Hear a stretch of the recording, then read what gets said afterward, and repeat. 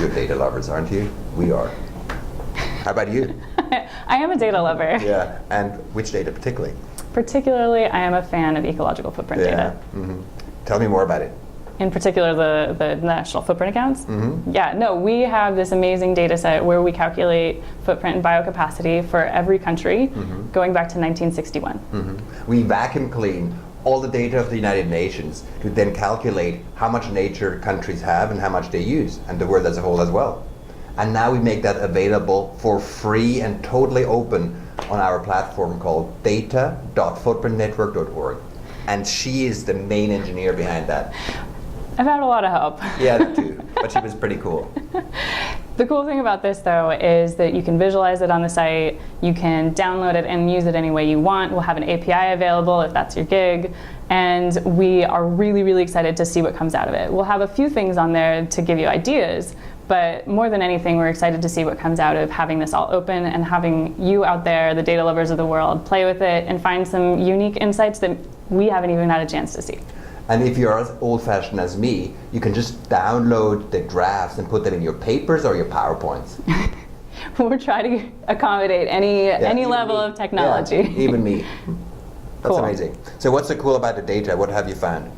Let's see. There's really interesting things if you look at our ecological footprint data and things like GDP or Human Development Index that reveal some, interesting trends in the world. Yeah, like for example, the massive decline of footprint in the southern European countries, like as they have their economic crisis. It's quite stunning.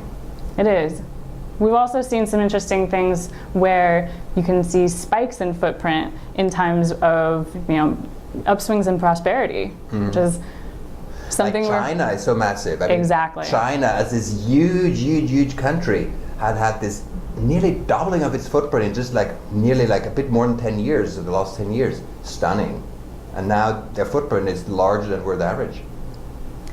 Anyway, there are lots of cool insights that we have gotten out of this data, but we know that we don't have the time or the energy to see all of them, which is why we need experts out there, data lovers who have their own data sets, who can combine their information and expertise with ours to find some really interesting stories and bring them into the world. Actually, one of the coolest features is that we invite people who use the data to also send their infographics or graphs to us, because we want to feature them as well, because there's so much richness in this data to understand how much nature we have, how much we use, that we want to share with the world as well. So please also be in contact with us. We're going to showcase all of that in the Explorer Gallery, and hopefully we're going to start having a visualization of the month, and we would invite everyone to submit to that.